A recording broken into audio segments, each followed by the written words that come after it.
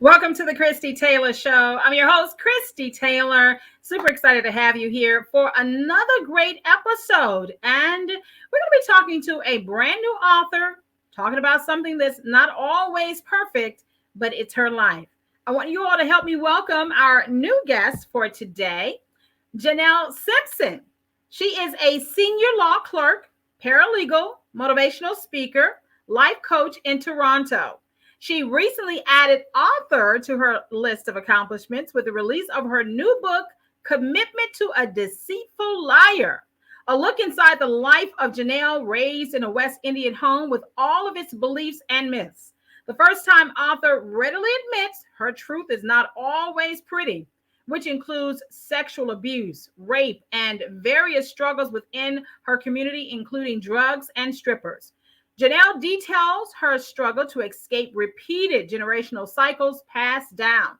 She explores having to unlearn instilled toxic generational cycles and relearn how to move into new levels in our life. Now, the title of her book, based on one life incident, has become an inclusive umbrella of sorts. Lies come from many different sources throughout our lives, but through truth, we learn to forgive and create our own walk through life. I want you to help me welcome to the Christie Taylor Show our special guest, Jenelle Simpson from Toronto. Hi, Janelle. Hi, Christy. How are you doing? I'm doing very well. Well, first of all, I just want to say thank you for being my guest all the way from Toronto, and congratulations on your new book. Thank you. Now, can we talk about, first of all, before we get into your book, you have a very interesting professional background in the legal field. Can we kind of talk about your upbringing? You got your West Indies and your professional background. Yeah. My mom actually wanted me to be a nurse. And I knew that I always wanted to do something in the legal world if it wasn't being a counselor. I knew that. I really wanted to be a lawyer, but then after working with lawyers, I decided not for me. It just takes too much from you, and that wasn't a part of my purpose. I realized that my purpose was greater, and writing the book was my first step to getting there. Wow, that's a powerful thing. It seems like in the West Indies upbringing, very much closely resembling African American upbringing, service is so important, and to be purpose driven is extremely important. Now, did you grow up in a very spiritual, religious home? Yes, but also hypocritical. Very spiritual, but hypocritical. When it came to spiritual, it was, okay, God loves everybody. Read your Bible. God will protect you. But then at the same time, you were very judgmental. So if God loves everybody, why were you judgmental? When it came to even, your sexual preference or having children and not being married. Or certain things like my mom, in West Indian culture, Jamaican culture, they talk a lot about voodoo. They call it abya, but other religion call it voodoo or black magic and stuff. But if you say God protects us and we shouldn't fear anything, why did you raise me to fear certain things and not to trust people and say, oh, people will do things to me. You can't eat from this person. They might have put something in the food. So yeah, it was a rough upbringing. Now, were you born and raised in Toronto? No, I was born in Jamaica. I came to Canada when I was about 5 years old. Okay. So did you have to make a lot of, family trips back to Jamaica in your upbringing that kind of colored your view of, as you're saying, a very spiritual but yet hypocritical upbringing? No, I didn't make a lot of trips back there. It was when I became an adult is when I started to really go back. I only went back once with my mom, and that was when my great grandma died.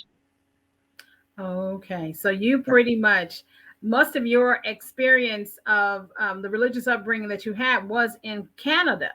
Yeah. Being raised in a Jamaican home. Now, for those of us who are in the States, we have our view of Canada. And oftentimes it's linked to our African American history in regards to the Underground Railroad. for many, many people who fled the South during chattel slavery in the southern states would follow the river up to the north, and many of them would even cross the border into Canada to find their greatest escape. Now, what was the culture like for you as a Jamaican in that Canadian culture? One, the weather was different. Very cold over here when it's winter. Um, they're dynamic in their way of life. Like in Jamaica, you walk on the streets, you hear music, you see people, even if they didn't have a lot, they were happy and they're making do with what they had, right? In Jamaica, you see people waking up bright and early. Yeah. Waking up at 4 o'clock, 5 o'clock in the morning to go Yeah. do whatever it was, go to work, go to the market to sell stuff. We call it go to the bush, like, which is, you go to your ground and you're planting your yam, your banana, or whatever it is to dig it up and sell it. The lifestyle is different. Here you see everybody, they're on the go, but their day starts later.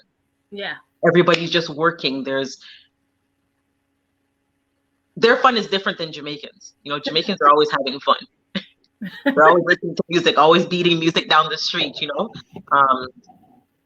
I would say being raised in my home, the difference was like, even when I saw other kids here and how their relationship with their parents were, it was different. Like it wasn't where I woke up every day and we had like a routine. Out here, kids say, "Oh, I'm going to the cottage to go see my grandma this weekend," or "My grandma gave me $500, $1,000. My grandma didn't have it like that to give to us, right?" Or I didn't really hear my mom say "I love you" a lot either. But you hear other kids talk about it, or their milestone birthdays, their parents are buying them huge things or doing big things for their birthday. It was more stricter. Like my mom family instilled their Jamaican beliefs in me. Yeah. So I had to, as I kept going through life, I started to open my horizon and start to learn new ways and new things, because I'm like, wait, the Jamaican way is not the only way. Like the West Indian way is not the only way. Yeah.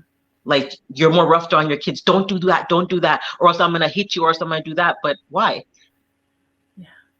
So it was different.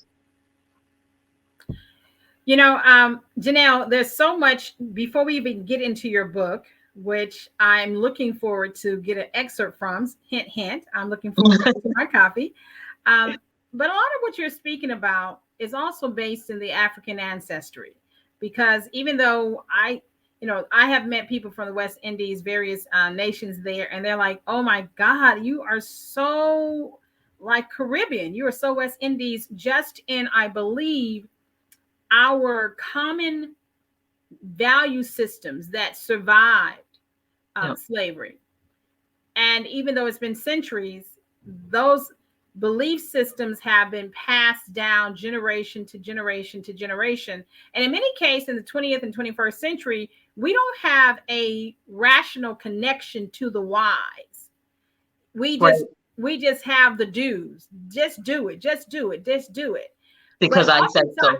Because I said so. In many cases, because like I said, my mother, who was born in the Delta in Mississippi, and in many cases, her father, they were in Louisiana, and her mother was in the deep south of Mississippi and married and eventually came up to Tennessee. But it was still, to this day, even though like their parents and their grandparents would have been probably the first ones freed and then become sharecroppers, a lot of the tradition that had survived to maintain their sanity and their safety, they passed down to us without full explanation.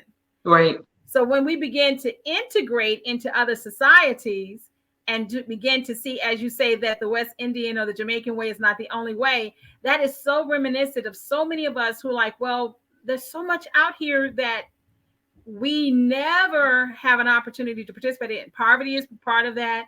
The fear of the Black body is part of that. It's so many isms that have impacted us. And to be able to have this story from a young lady like yourself is hopefully going to be eye-opening, which can then lead us to, let's talk about the book. What caused you to write the book? Well, I always knew I wanted to write a book, but I just didn't know when to start. I think what hindered me first, so I've been writing this book for 8 years and I kept stopping. And what hindered me was because I was afraid of what people would say when they read the book. Mm-hmm. And I struggled between nonfiction and fiction, even though it is nonfiction.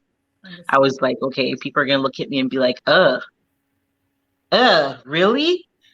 Because I was a very secretive person. There's a lot of things I've never told anybody or expressed, right? Now let's go to the title of the book and how you came to that and how it impacts the story. Commitment to a Deceitful Liar. Could you repeat that again? Commitment to a Deceitful Liar. Okay. Now you said that's based on a one-time incident, but it's also an umbrella of other situations. Let's talk about the incident that led to the title.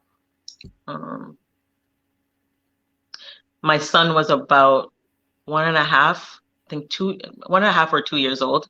And I had opened the computer to go on the internet to do some research.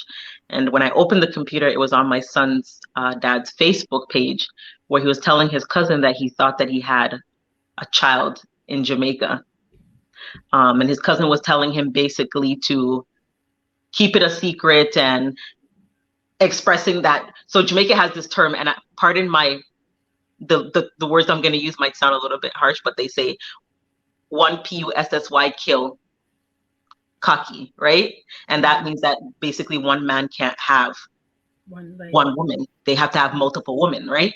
And that's a thing that my son's father, his mentality was like that. He always thought he had to have a side girl. He had to have another girl here. He couldn't just stay with one girl because it would be boring, or one woman can't give you everything, right? So when I saw that, I was like, oh my gosh, I didn't realize that all these years I've been trying to break a cycle that I was raised in with my mom and my stepdad, that I never actually broke it until this situation happened. And I've been working so hard to break generational cycles. And then I heard something say, you need to start your book. And then I said, commitment to a deceitful liar, because from we're young, we're fed so many lies. My stepdad used to say, oh, don't talk to any boys. If you talk to boys, all they're going to do, the only thing they want from you is sex. Once you get pregnant, they're going to leave you and your life is going to be ruined. Right? That was something he always drilled in my head. Don't talk to boys. All they want is sex. They look at your body, they sleep with you, and then they leave you. I'm like, what? You know, Janelle, this is such a powerful conversation. I don't know your age bracket. Kind of give me a ballpark on how old you are. Between 29 and 32. Okay. I like that. I like that. So you're definitely what we would call a millennial. And in many cases, you have possibly suffered the inability to have an older generation or a person from an older generation tell you the full truth. Right. But as you're younger, you hear certain things, even if it's from your parents, society, whatever it is, they tell you certain things, but they never give you the why or explain it. They just tell you this is it and that's it. And as you grow older, you carry those lies with you and you realize, no, that wasn't even true. And I carried that with me thinking that's how it's supposed to be. Yes. And I was literally waiting for him to leave one day because I'm like, well, that's all you wanted. You got the sex. Now you have a kid with me. When are you going to leave?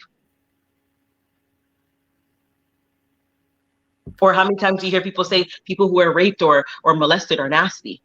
Or they caused it on, you hear it now in the media, people are saying, no, the woman must have caused it on herself. Yeah. Or you see girls that are stripping and dancing or prostitutes, and you automatically judge that, oh, why is she doing that for? She's no good. She's this, and you label these women as these things, not realizing that that's just what they love to do, or somebody brought them into that lifestyle, or some type of trauma they had in their life subjected to that lifestyle. Mm-hmm. Or they just don't think that they can do anything else other than that because they haven't found their purpose. And people are allowed to take their time and go through different stages in life to get to where they need to be. But because we've been taught that lie for so many lies from so young, we carry it and we carried it and we carried it and we rely on those lies. Wow, this is powerful. I'm looking forward to diving deeper into your book. And in just one moment, we'll be right back.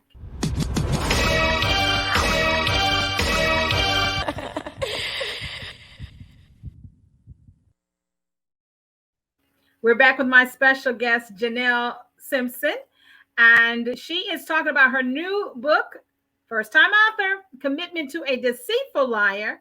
And you're talking about your son's father who has possibly uh, stepped out of the relationship and has a child on the way in Jamaica while you're living in Toronto. And he has what is a cousin saying, just keep it a secret. Just keep it a secret. So how did you address him? I addressed myself first. Ooh. I addressed myself first, and I spoke to my inner self and asked, why was I so angry? And what's next? What would I say instead of attacking? I did pray first over myself, because I know that I carried some pain from my childhood that I brought into the relationship and everything. So the person who molested me was my uncle, and I reflected my uncle onto him. Mm-hmm. So everything he did, I saw my uncle in him because I wasn't healed at that point in my life, right? So I approached him. I said, you know what? I went on the computer. I saw a message, and you could be open and honest with me. Yeah. And I don't expect you to lie. I expect you to have a conversation and tell me, how do you plan to take care of it? And we did. We had a conversation about it, and he explained it to me. And then obviously later on I found out that the child wasn't his, right? But I addressed myself first so that I would be able to have a proper conversation without speaking to him from an angry place.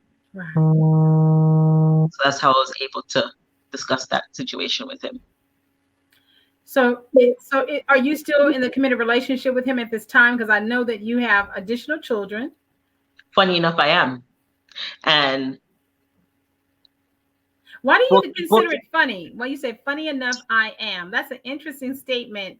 Because, you know, a lot of, and this is the thing that the book number 2 will go into more detail. Because a lot of people say when you go through things with a man, you hear all the time, when a man cheats on, so when I was younger, I used to hear girls talk about men that cheated on them. And I'd be like, oh, if that were me, I'm leaving him. I'm not staying. Why would you stay with the man that cheated on you? Why would you do this? Why would you? Because I didn't know any better. Right? And I didn't have a relationship with God. And I only saw, the only relationship I had to really look as an example was my mom with my stepdad. Okay. Right? So Janelle, now you have mentioned that relationship, your mom and your stepfather.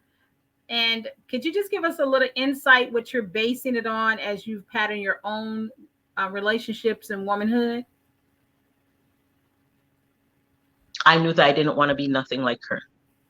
And that's not the relationship that I wanted for myself. I was telling somebody yesterday that still to this day, I see her in that toxic relationship. And I know that she's such a strong, loving, hurt woman that could do so much better, but she stays in that relationship. I knew that I didn't want to be like them, so I worked hard to make sure that I didn't follow the same patterns as her. So would someone say that you did by staying in the relationship? So that's the thing. That's why I said funny thing, right? So I'll give you a little piece, because the book, all three of the books are going to go into detail of things and unravel some things. So I used to hear people say, oh, leave, right? I did leave. And then I told God that I was done. And I was sitting at church one day and I was praying. I'm like, okay, God, you said surrender. I'm going to surrender everything and I'm leaving. And this is it. I'm done with him. And when I was sitting there, he said, you can't leave. Your assignment's not finished. Ooh. And I'm like, nuh-uh, that can't be God's voice. I was like, no, he didn't just say that to me. After all that I've been through, you're telling me my assignment. What assignment? And he's like, he is your assignment and it's not finished. And I stayed, and we've been together for, oh my gosh, going on 13 years. But I'll tell you this, people can change. Mm-hmm. They don't change on your timing, and you don't have to stay and wait for their change. Mm-hmm. It's up to you if you wanna wait for that person to change or support them along the way. But today, he did I don't even want to say 360. I want to say 960. He's a completely different. The book is gonna show you how you could be with somebody who hurt you and transition with them. Because sometimes when I'm going, the journey, Janelle, do you think that's part of the journey, that the assignment that you were on, not just for him, but for you? Yes. To be able to have a front row seat to see a transformation first in yourself. I want to kudos to you for, before you just popped off, you talked and you reflected, and you are very self-aware that the things that have happened to you, hashtag me too, that they can carry over into friendships, relationships with your family, and let alone someone that you have a committed relationship to. Yes. So kudos to you acknowledging that. So how has, in addition to faith and paying attention to the voice of God, have you all ever sought professional help, counseling, therapy? Where do you all stand in that conversation? Or is it something where you have to hash it out in, amongst yourselves? No, you know what? I have thought about it, but then I don't know. It's like I tell people, I'm like, it was almost like God gave me the gift to be my own professional counselor. And I know people are gonna say that doesn't make any sense, but trust me, God can give you some gifts that you're like, wow. You gave me the power to pull myself out of that situation, because most of the times it was me that was counseling and talking to myself. Ooh, okay. And then in turn, I was doing it to him. So today, like, even if I'm going through something and I'm like, I want to get upset and I want to rage, he's like, no. Like the other day, he was like to me, I'm like, I can't believe this lady just said that to me. He's like, remember, your life's deceit. Ooh. You're powerful. Yeah. You made me the person I am today because I saw the change in you. And every word you said to me, even when I was being a terrible person, I'm using now in my life. Wow. I'm excited about everything that you have going on. And I heard you allude to the fact that you already have one book and you're already itching to do a part 2. Yep. Part 2 is going to come out right after. And then part 3 is coming. How can we become a part of your fan club? Right. My website's still being created, but Life's Deceit on Instagram. So it's Life's_Deceit. So Instagram is our way to connect with you. I love it. I love it. For right now. Hopefully the website will be up in the next month. So this is a brand new journey for you. Now, we know that as a writer, that you are bearing all, that you decided to tell your truth that is not pretty, and that you did go into family trauma. You even mentioned, having someone within your family clan, defraud you as a little girl, as when you were younger, and then to have, the trauma of seeing your mother and her relationship, and then as a young woman to experience that yourself. And yet God is with you every step of the way. I just kind of want to backtrack. When and where did faith come into your life? Because I do want to kind of see how early you've had this relationship with God. I was very young, but when I was about 16 years old, I knew that there was something different. There was something in me. I just didn't know what it was yet. And it's always been there. I tried to block it out. But every time I tried to block it out, God's just like, see me here. You can't hide from me. I'm right here. There's something in you and I want you to tap into it. I'll say I stopped going to church 5 years ago because of something that happened with the pastor, but I still kept my faith. And a guy from the church reached out to me and said to me, I can't believe that that's you. And I said, huh? He's like, I can't believe that this is you that I'm looking at, because I thought that you would have offed yourself. So basically he said, I thought that you would have killed yourself. And I said, really? And he said, yeah. He said, if somebody had paid me $1 million and told me you would be nothing, I would have believed them. And I said, really, look at God. I'm like, while you guys thought that I was going to fall under, God was raising me up in silence. Wow. And, Wow. I always held on to my faith because I knew that God had a purpose and a calling on my life, and I couldn't let it slip away. God is a powerful God, and he can literally take the remnants of the most shattered and tattered person and create beauty and a testimony. And truly, it appears to me that we need to get your book for so many reasons. I really hope you guys are gonna love it. It's gonna give you chills, but you're gonna love it. Now, how has your faith has been one thing, but your profession is another. How has that also colored your pursuit of justice in righting the wrongs that are in your life? How has that played out?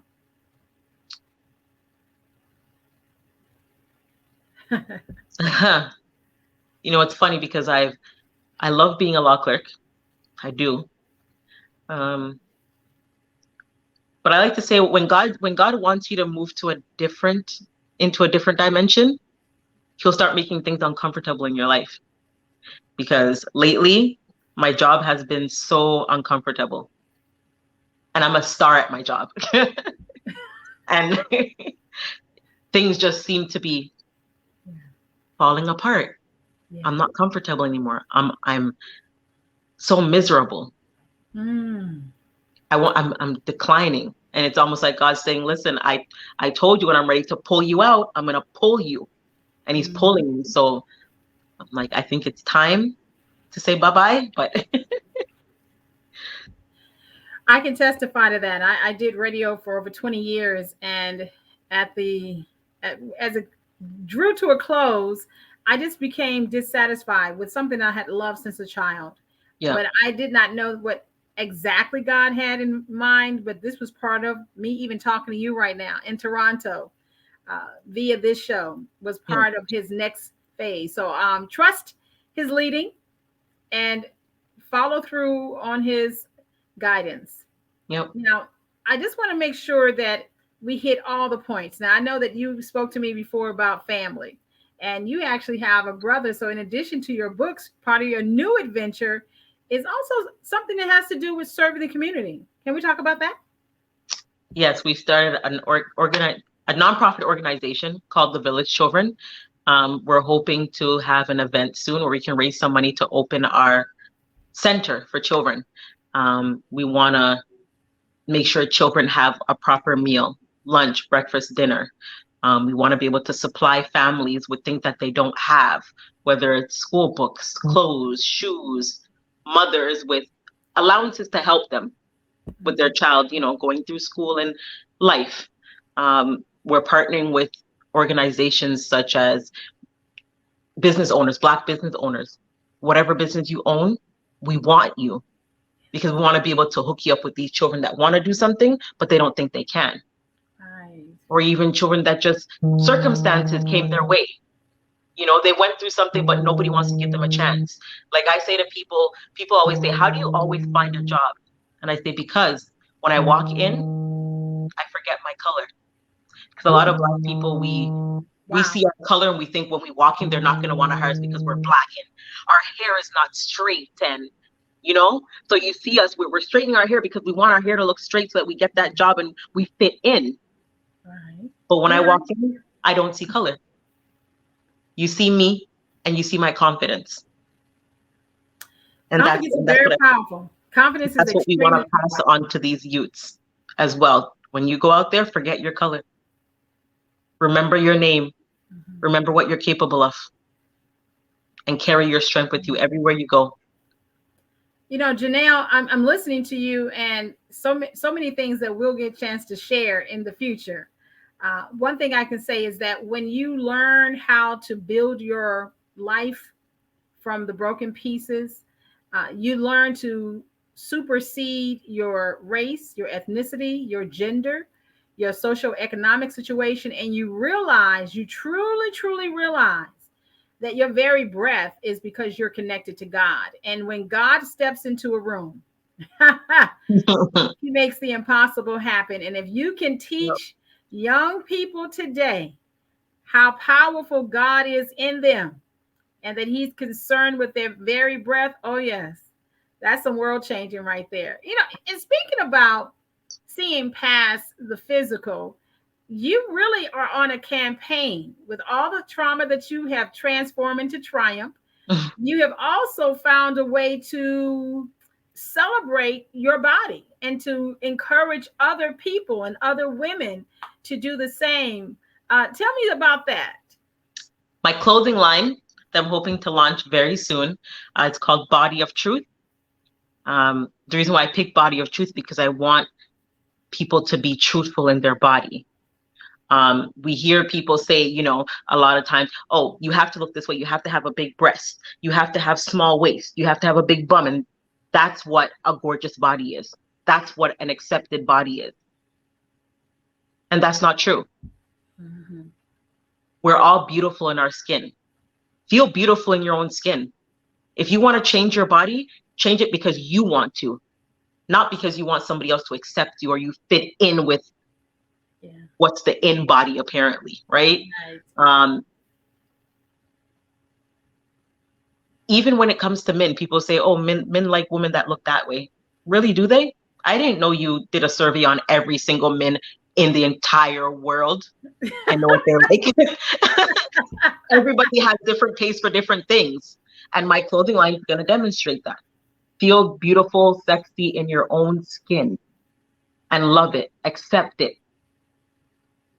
the way that you want and not because society tells you, well, you have to look like the Kardashians. You have to look like every generation has a look, and if you chase the look, trust me, whoa, there's so many looks. There was a time when you had to be waif with no hips, no exterior, nothing popping, and now they want everybody to look the same. So let's look the way God made us. I've seen slim women who don't even have a big badonkadonk, but they're absolutely stunning. Yes. And I want people to just embrace that. You're beautiful. We were meant to look different and unique. Yes. Accept your uniqueness. We weren't meant to all look the same shape and size and facial features. So Body of Truth is going to do that. I'm excited for you.